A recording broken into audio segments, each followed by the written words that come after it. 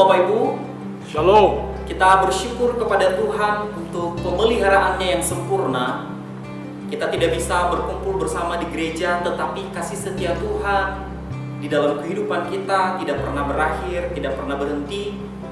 Maka di dalam kehidupan kita melihat akan kepedulian Tuhan di dalam hidup kita, dalam keluarga dan juga di dalam seluruh apa yang kita kerjakan hari lepas hari. Bapak Ibu, mari kita memulai akan ibadah kita akan memuji Tuhan, menghayati akan pujian ini dan mengatakan Allah peduli.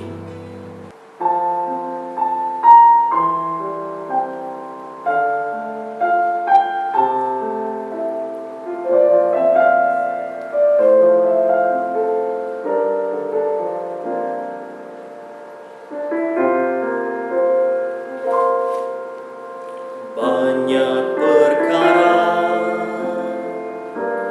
yang tak dapat ku mengerti, mengapakah harus terjadi di dalam kehidupan ini.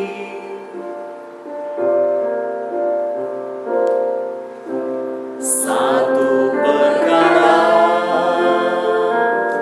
yang ku simpan dalam hati, tiada satu pun yang terjadi tanpa Allah peduli.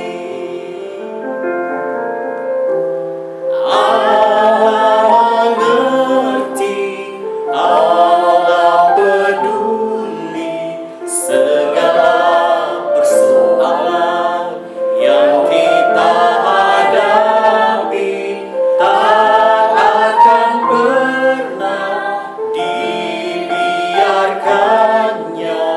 Ku bergumul sendiri sebab Allah mengerti. Mari kita sama-sama mengulang dari satu perkara yang kusimpan dalam hati. Satu perkara yang kusimpan dalam hati,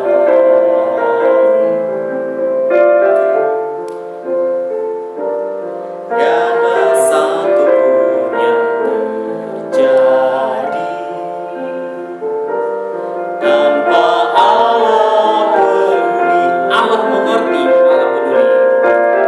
Allah mengerti, Allah peduli segala persoalan yang kita hadapi, tak akan pernah dibiarkannya. Ku bergumul sendiri sebab Allah mengerti. Allah mengerti, Allah peduli. Allah mengerti, Allah peduli segala persoalan yang kita hadapi, tak akan pernah dibiarkannya. Ku bergumul sendiri sebab Allah mengerti. Ku bergumul sendiri, ku bergumul sendiri sebab Allah mengerti.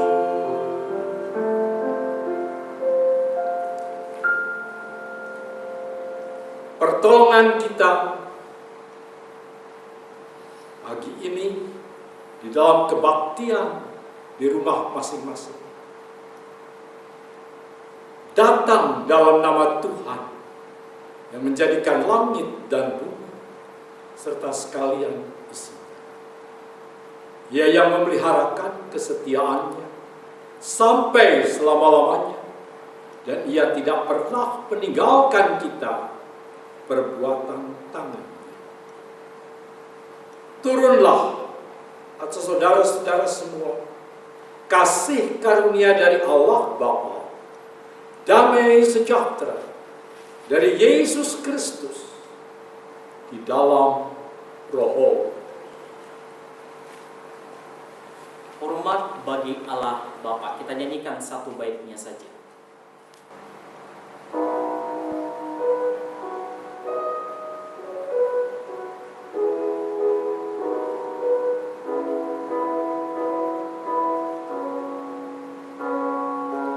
Hormat bagi Allah Bapa, hormat bagi anaknya, hormat bagi Roh Hidup ketiganya yang esa.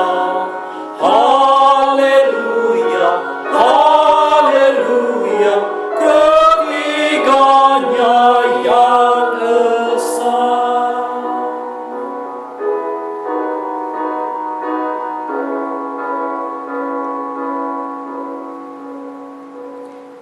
Mari kita berdoa. Terpujilah namamu ya Tuhan untuk segala anugerah Tuhan di dalam hidup kami hari lepas hari. Kasih setiamu tidak pernah berkesudahan ya Tuhan di dalam seluruh perjalanan hidup kami ya Tuhan. Berbagai kesulitan hidup yang boleh kami alami, tetapi satu hal yang pasti bahwa kasih setiamu tidak pernah berubah dan tidak pernah berhenti di dalam hidup kami. Kami bersyukur untuk semua apa yang Tuhan sudah perbuat di dalam hidup kami ya Tuhan. Engkau masih mendapati kami sampai detik ini di dalam anugerah Tuhan. Ampuni kami Bapa di surga di dalam keseharian kami. Ada banyak hal yang tidak memuliakan nama Tuhan. Di dalam pemikiran kami, isi hati kami, tindakan kami, dan seluruh aspek kehidupan kami. Ada banyak hal yang tidak memuliakan nama Tuhan dan bahkan menjadi batu sandungan bagi sesama kami manusia. Pada kesempatan ini ya Tuhan, kami datang dengan penuh penyesalan, memohon ampun di hadapan Tuhan. Ampuni kami ya Tuhan, sucikan kami, kuduskan kami. Sekiranya Engkau melayakan kehidupan kami untuk boleh datang dan berseru memuji-muji Tuhan sampai saat ini. Terima kasih ya Tuhan untuk pengampunan Tuhan, untuk anugerah keselamatan yang Tuhan sudah berikan bagi kami. Engkau masih merengkuh kehidupan kami ya Tuhan. Engkau masih menolong kehidupan kami. Terima kasih. Engkau memberkati apa yang sudah kami kerjakan, orang-orang di sekitar kami dan bahkan keluarga kami. Sekiranya Engkau terus melanjutkan akan anugerah-Mu itu di dalam kehidupan kami. Terima kasih Tuhan. Kami mau meneruskan akan ibadah kami. Sekiranya Engkau Tuhan yang menolong dan memelihara setiap kami. Hanya di dalam nama Tuhan Yesus kami sudah berdoa dan bersyukur. Amin. Bapak Ibu, sebelum kita mendengarkan firman Tuhan yang disampaikan oleh hambanya, maka terlebih dahulu sebuah pujian yang akan disampaikan. Selamat menikmati. Kasih Allah buat kita selamanya, yang dapat menghapus dosa kita, serahkan hidupnya, tebus kita. Sekarang ku miliknya, sekarang ku milik Yesus, Yesus pemilikku. Bukan untuk sementara, tapi buat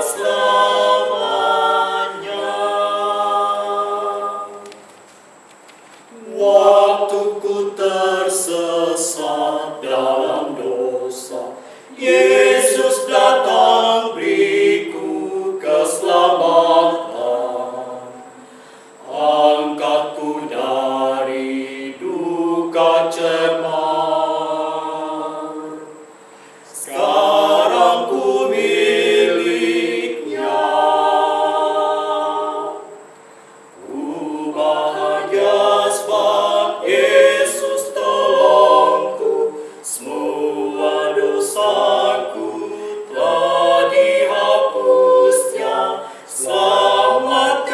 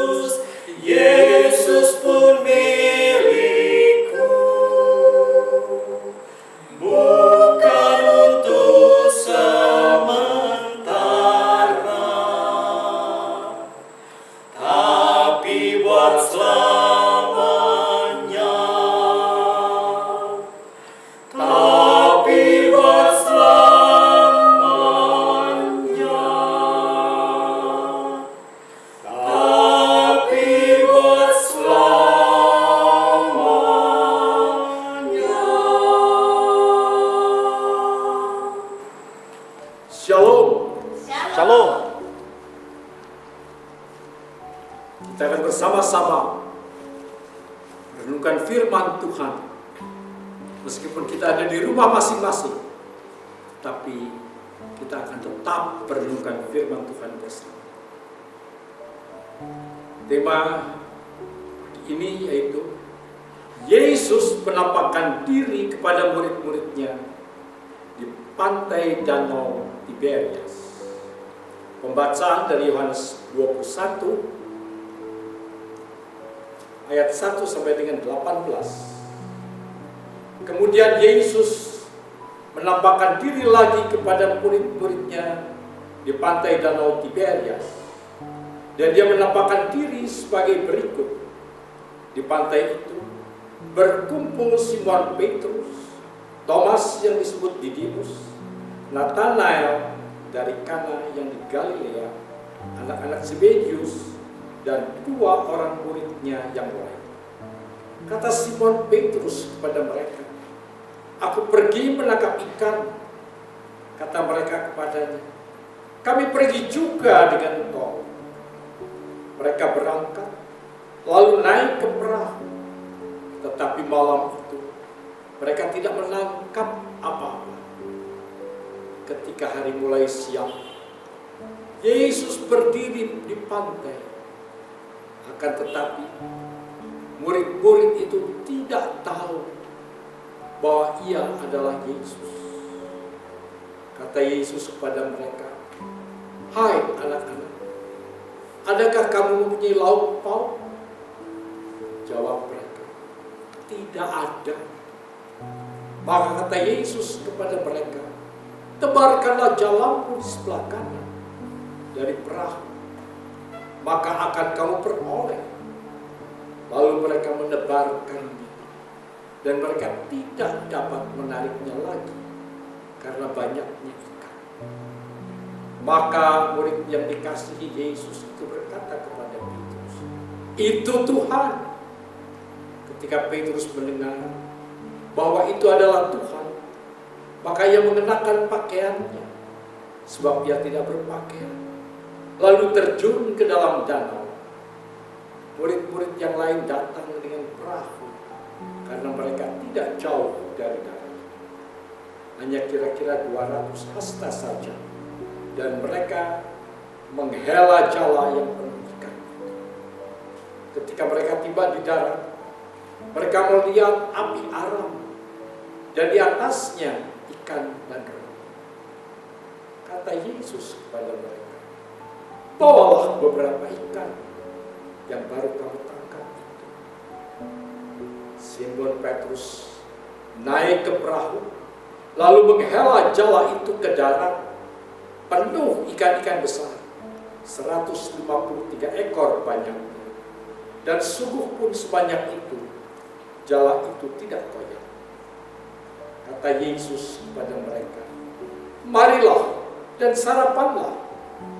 Tidak ada di antara murid-murid itu yang berani bertanya kepadanya, "Siapakah engkau?" Sebab mereka tahu bahwa ia adalah Tuhan. Yesus maju ke depan, mengambil roti dan memberikannya kepada mereka. Demikian juga ikan itu. Itulah ketiga kalinya Yesus menampakkan diri kepada murid-muridnya sesudah ia bangkit dari antara orang mati.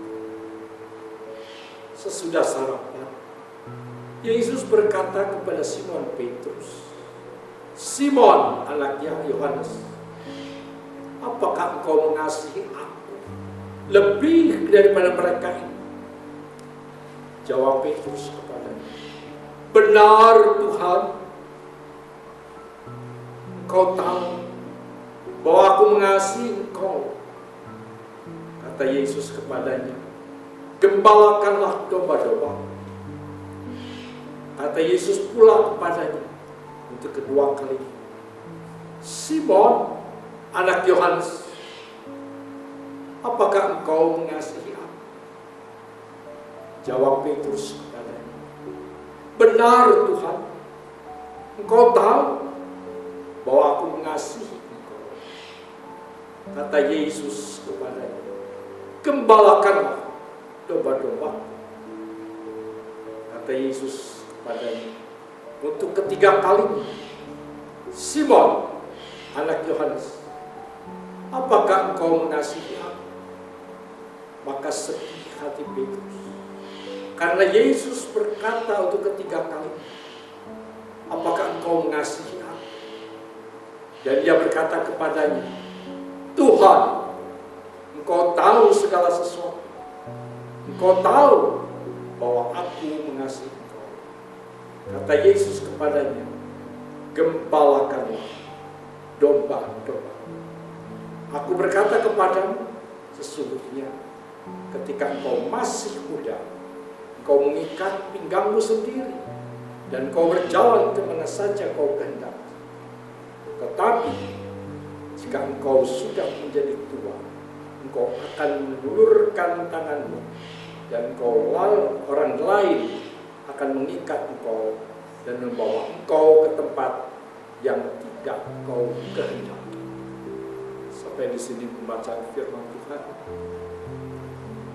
Berbahagialah kita yang membaca firman Tuhan dan merenungkannya, tetapi juga melakukannya dalam hidup kita dari hari ke hari. Pada saat pergantian tahun 2019 ke tahun 2020, semua orang begitu bergairah menyambut tahun 2020. Sejuta asa sudah meliputi hati sanubari banyak orang. Rencana-rencana besar sudah disiapkan beserta blueprint yang sangat jelas.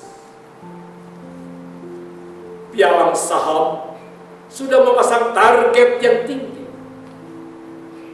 Perusahaan-perusahaan otomotif sudah mencanangkan target-target yang akan dicapai.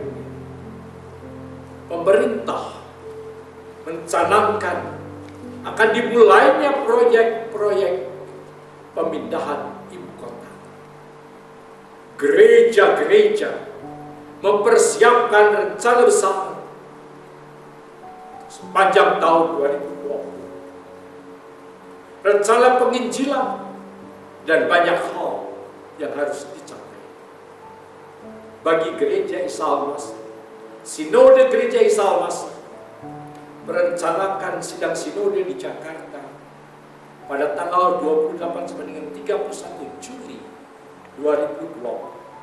Semua persiapan, pembentukan panitia, dan segala bahan untuk sidang sinode sudah mulai diedarkan. Di tengah kesibukan yang begitu gencar di awal tahun 2020, seakan-akan menjanjikan suatu hasil yang luar biasa.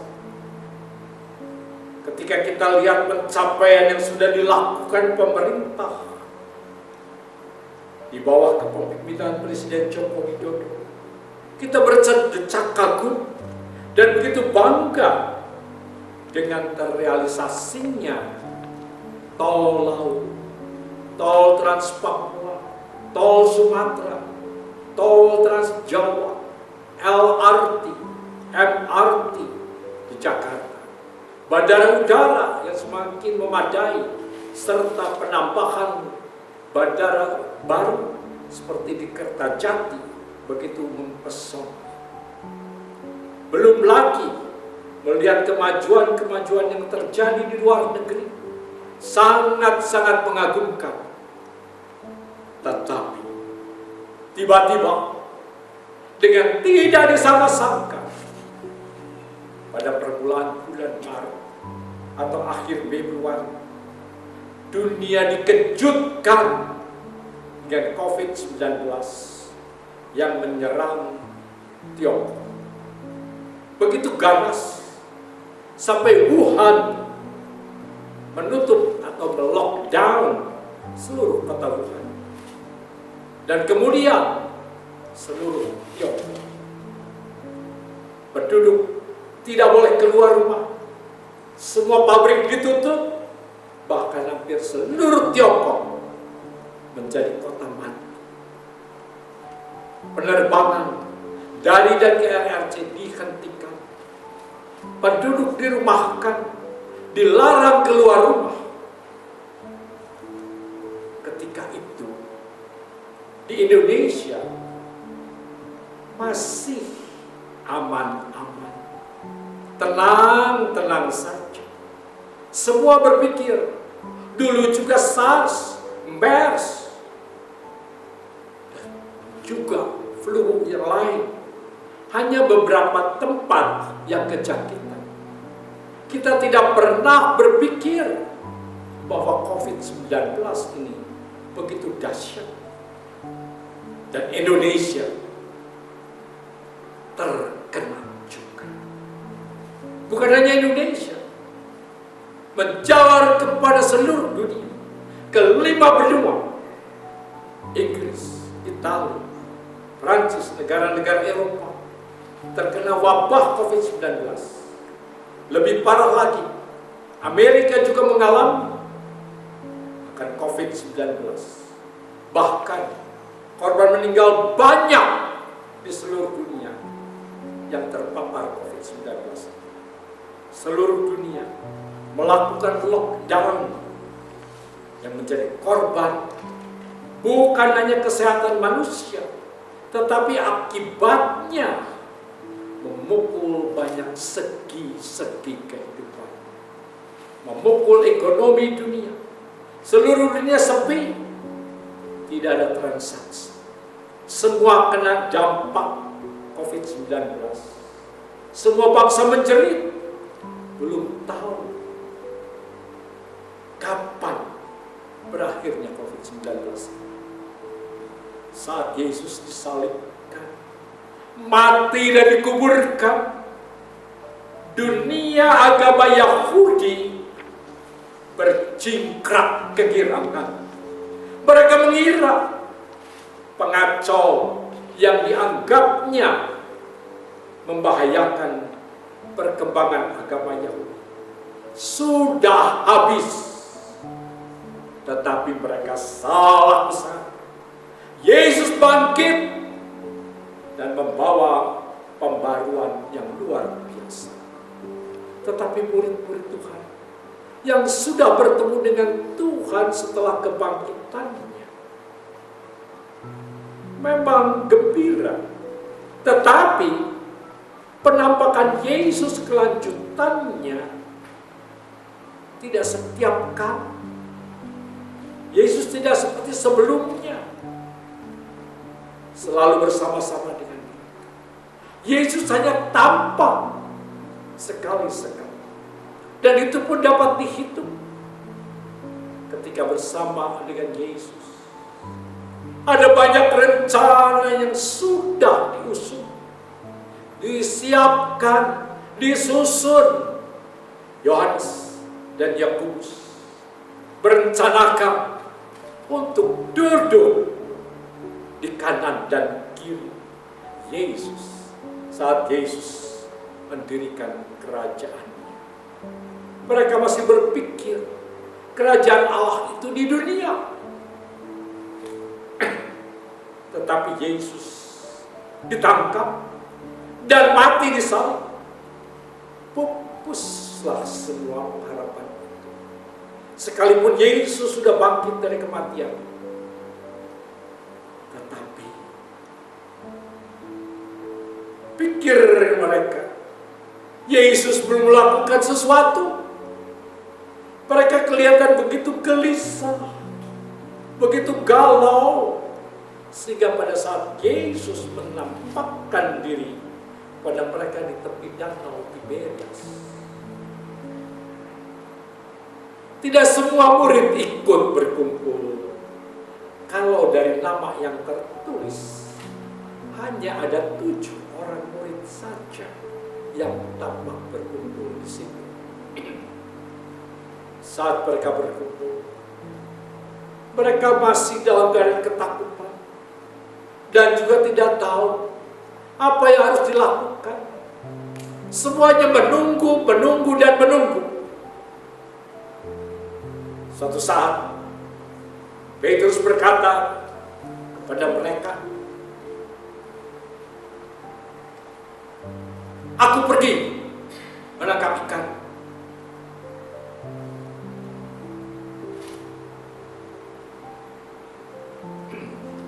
Memang Petrus selalu yang pertama bersikap, karena Petrus seorang yang sifatnya tidak sabaran dan juga yang selalu menurutkan kehendak hatinya. Kata mereka, "Kami pergi juga." Memang Petrus orang yang bisa menggerakkan orang untuk ikut dengan dia. Dan mereka berpikir, daripada nganggur menunggu, lebih baik ikut. Mereka naik ke atas perahu, mulai berlayar untuk menangkap ikan. Tetapi semalam-malaman mereka tidak mendapat apa-apa. Hasilnya nihil. Memang dulu mereka penangkap ikan, tetapi Tuhan Yesus berkata kepada mereka, ketika Yesus memanggil murid, Yesus berkata bahwa mereka sekarang akan dijadikan penjala-penjala jiwa, bukan penjala ikan lagi. Hal ini berlaku juga buat kita. Ingat apa janji yang kita katakan kepada Tuhan. Mungkin bukan janji menjadi hamba Tuhan atau penjala jiwa, tetapi berjanji mau melayani lebih sungguh. Kalau saudara tidak menepati janji dan kembali kepada keadaan sebelumnya, kita akan mengalami kegagalan seperti murid-murid yang sudah mencoba untuk kembali kepada pekerjaan yang lama. Memang kelihatannya mudah. Ini pekerjaan yang paling gampang, kembali ke tempat yang lama, cari. Tapi ternyata gagal. Bukan mereka tidak mengerti, tapi mereka gagal total. Tidak bisa mendapatkan itu.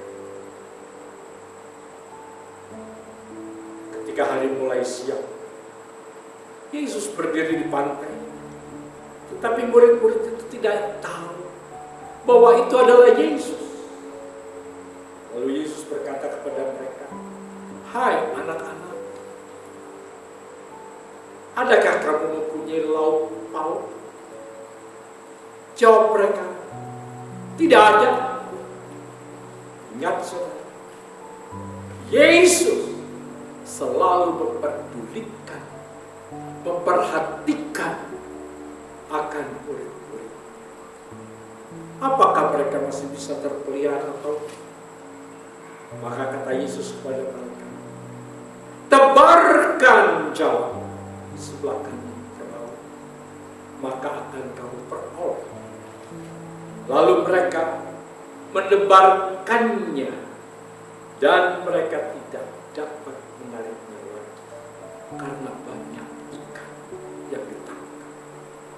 Maka murid yang dikasihi Yesus berkata kepada Petrus, "Itu Tuhan." Ketika mendengar itu, Petrus segera terjun ke danau menghampiri Yesus. Murid-murid yang lain datang dengan menghela jauh yang penuh dengan ikan. Saat mereka tiba, mereka melihat api arang dan di atasnya ikan dan roti. Yesus berkata kepada mereka, "Bawalah beberapa ikan yang baru ditangkap." Simon naik ke perahu, menghela jala itu ke darat, penuh ikan-ikan besar, 153 ekor banyak. Yesus berkata kepada mereka, marilah dan sarapan. Yesus maju ke depan, mengambil roti dan memberikannya kepada mereka. Demikian juga ikan. Tuhan tidak membiarkan murid-muridnya tidak memiliki apa-apa untuk dimakan. Tuhan selalu menyediakan dengan cara yang ajaib. Saudara-saudara, di tengah-tengah keadaan yang paling sulit sekalipun, di tengah-tengah ketidakadaan, Yesus masih memperdulikan. Yesus masih mempersiapkan supaya murid-muridnya tetap bisa makan. Orang-orang percaya, jangan khawatir, karena Tuhan mengerti keadaan kita. Tuhan akan melakukan sesuatu untuk kita pada saat sesudah sarapan. Yesus berkata kepada Simon, anak Yohanes, Simon, anak Yohanes, apakah engkau mengasihi aku lebih daripada mereka itu atau mereka ini? Yesus bertanya kepada Petrus, apakah engkau mengasihi aku? Mengasihi dengan segenap hati, dengan kasih yang tulus, yang rela berkorban dan tidak menuntut balas. Kalau di dalam terjemahan asli disebutkan kasih agape. Lebih dari mereka ini, kata Yesus, apakah kau mengasihi lebih daripada mereka ini? Siapa mereka ini? Yaitu perahu, jaring, demikian ikan-ikan yang sudah diperoleh, dan segala alat-alat untuk menjalan ikan. Yesus bertanya, apakah engkau mengasihi aku lebih dari segala yang ada ini, yaitu perahu, jaring, jala, dan ikan-ikan yang sudah diperoleh? Petrus menjawab,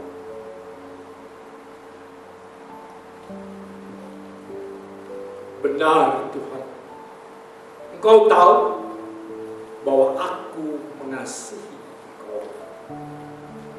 Petrus menjawab dengan jujur, dengan hati yang penuh penyesalan.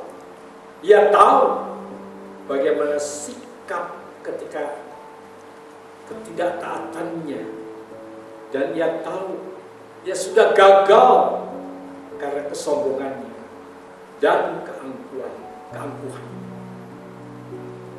Petrus tidak berani menjawab, mengasihi Tuhan sama seperti Tuhan mengasihi Petrus. Petrus menjawab, Tuhan, engkau tahu bahwa aku mengasihi engkau dengan segala kegagalan, dengan segala apa yang tidak layak yang ada padaku. Aku mengasihi engkau, engkau tahu akan itu. Dan Yesus berkata kepada Petrus, gembalakanlah domba-domba seperti aku mengasihi engkau dengan segala kekurangan. Itu tujuannya. Layanilah domba-domba yang keadaannya sama seperti engkau. Untuk kedua kali Yesus bertanya kepada Petrus dengan pertanyaan yang sama. Sekali lagi Yesus memakai pertanyaan yang sama. Apakah kau mengasihi aku? Tetapi sudah tidak ditambah lagi dengan mengasihi daripada barang-barang yang tadi. Dan Petrus menjawab dengan jawab yang sama. Dan Tuhan berkata, gembalakanlah domba-domba. Tuhan menitipkan kepada Petrus, gembalakan domba-domba. Seperti yang tertulis dalam 1 Petrus 5 ayat 2. Gembalakanlah kawanan domba Allah yang ada padamu. Jangan dengan paksa, tetapi dengan sukarela, sesuai dengan kehendak Allah. Dan jangan karena mau mencari keuntungan, tetapi dengan pengabdian diri.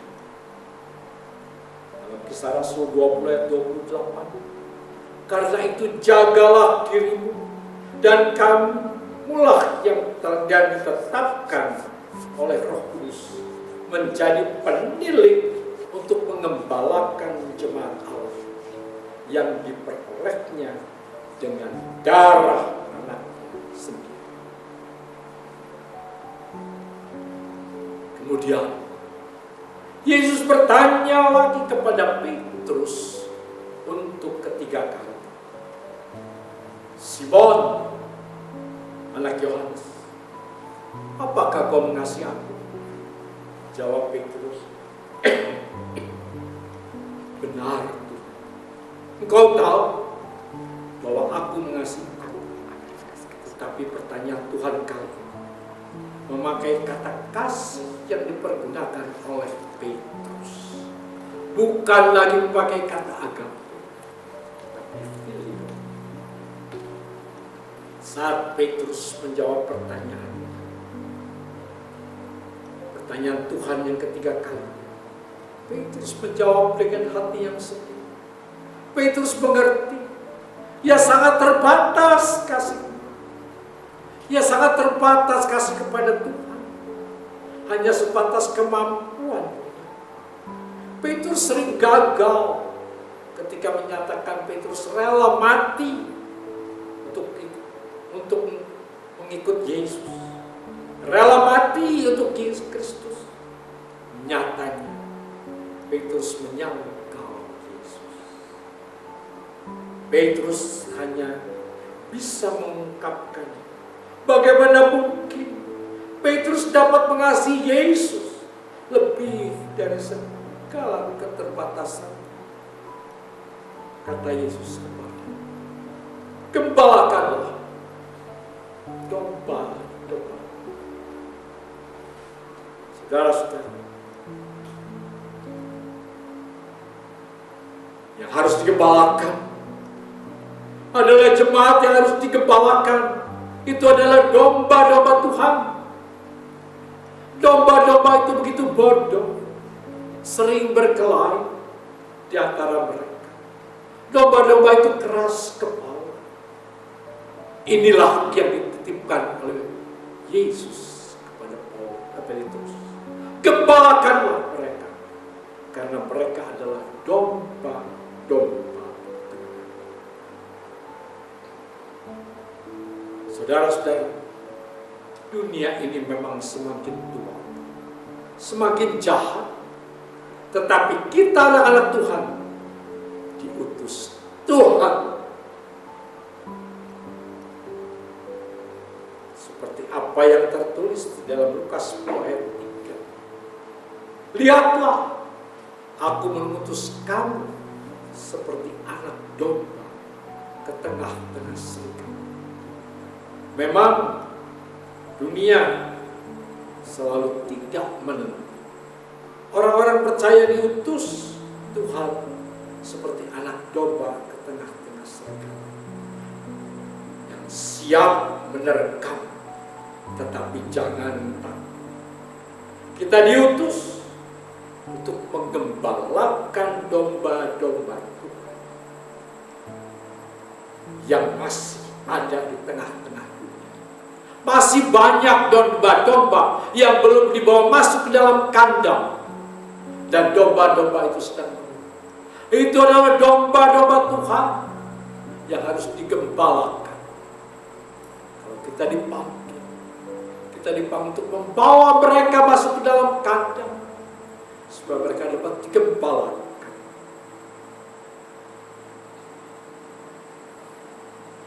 Tuhan mendapatkan diri kepada murid-muridnya di tepi danau Tiberias untuk menguatkan dan mengembalikan semangat mereka, dan Tuhan mengingatkan kembali akan tugas panggilan mereka.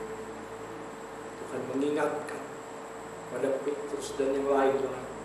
Gembalakan domba-domba. Tuhan mengutus kita di tengah-tengah COVID-19 dalam negeri kita Indonesia agar memenuhi panggilannya mengenai dunia ini, yaitu membawa mereka untuk mempunyai pengharapan dan diselamatkan dan percaya pada Tuhan Yesus sebagai Tuhan dan Juru Selamat. Inilah panggilan kita. Panggilan untuk menggembalakan kan domba-domba yang di mana mereka sekarang sedang kebingungan, mereka sedang tidak tahu arah. Inilah domba-domba yang harus digembalakan. Mari kita bersama-sama ambil bagian. Amin. Mari kita berdoa. Terima kasih Tuhan. Tuhan sudah menolong akan firman. Berkati firman-Mu supaya menjadi jelas buat kami. Makasih.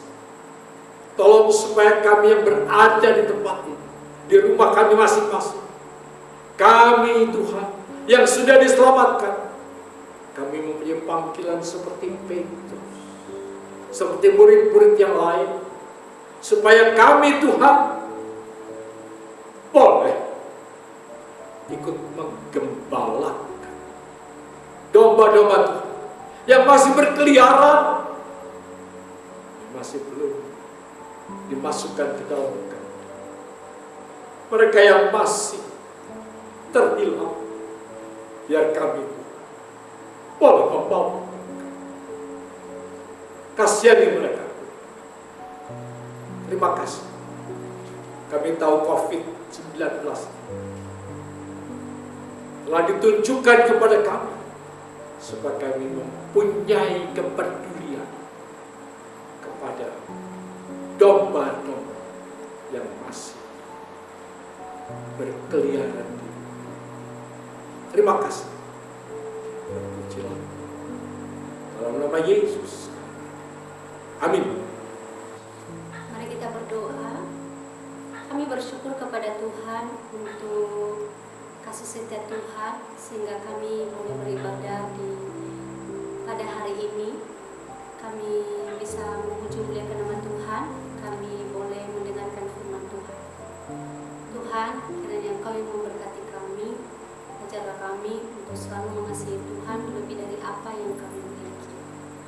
Kami berdoa untuk Pak Hindawan yang telah memberkati kami lewat kebenaran firman-Mu. Sekiranya Tuhan yang akan memberkati pelayanan maupun setiap apapun yang dikerjakan oleh hamba. Kami juga berdoa saat ini Tuhan untuk jemaat-jemaat Tuhan dimanapun mereka berada saat ini. Kiranya Tuhan yang menolong mereka jika mereka dalam keadaan sakit, dalam keadaan kelelahan, dalam keadaan tak berdaya. Tuhan tolong mereka, Engkau yang akan menyembuhkan mereka, dan dalam setiap pergumulan mereka Engkau yang akan membuka jalan. Kami juga berdoa untuk setiap lansia, Engkau memberkati umat-Mu yang mengalami usia indah sampai saat ini. Tuhan tolong mereka, Engkau yang selalu menyertai mereka. Kami juga berdoa untuk bangsa kami, bangsa Indonesia ini, di mana telah mengalami banyak hal ya Tuhan, terlebih-lebih dengan terdampaknya COVID-19 maupun bagi negara-negara lain. Engkau tolong, Engkau yang akan memberkati setiap umat-umat-Mu yang berada di Indonesia maupun yang ada di seluruh dunia ini. Tuhan tolong, Engkau yang akan menyertai mereka. Kami juga berdoa untuk setiap rakyat-Mu, Engkau memberkati rakyat-Mu sehingga mereka memiliki ketabahan dalam menghadapi COVID-19 ini, dan sehingga mereka juga mengulurkan tangan mereka bagi orang-orang yang berkekurangan. Tuhan, inilah setiap doa kami saat ini, kami serahkan hanya di dalam tangan kasih Tuhan. biarlah kehendak Tuhan yang terjadi, janganlah jadikan kehendak kami. Terpuji namamu Tuhan, haleluya, amin. Bapak Ibu, kita bersyukur ibadah kita sudah selesai. Maka sebagai pengumumannya, Bapak Ibu tetap di rumah. Mari kita mendukung pemerintah untuk boleh terus memutus rantai daripada COVID-19 ini, sehingga kita boleh dengan bebas beraktivitas di rumah dan segera ini berakhir. Kemudian bagi Bapak Ibu yang tergerak untuk boleh memberikan persembahan, mungkin Bapak Ibu bisa memberikan melalui nomor rekening yang akan sudah dibagikan, baik melalui lewat grup, nanti akan juga ditampilkan melalui video, dan juga beberapa amplop yang sudah dibagikan. Jadi bagi Bapak Ibu yang tergerak, mohon untuk boleh memberikan, dan memberikan ini bukan untuk mendapatkan kembali berkat itu daripada Tuhan, tetapi memberikan sebagai bukti bahwa kita sudah mengasihi Tuhan Yesus. Stay di rumah, Tuhan Yesus memberkati. Tuhan memberkati engkau. Tuhan melindungi engkau. Tuhan menyinari engkau dengan wajah-Nya dan memberikan kepadamu karunia.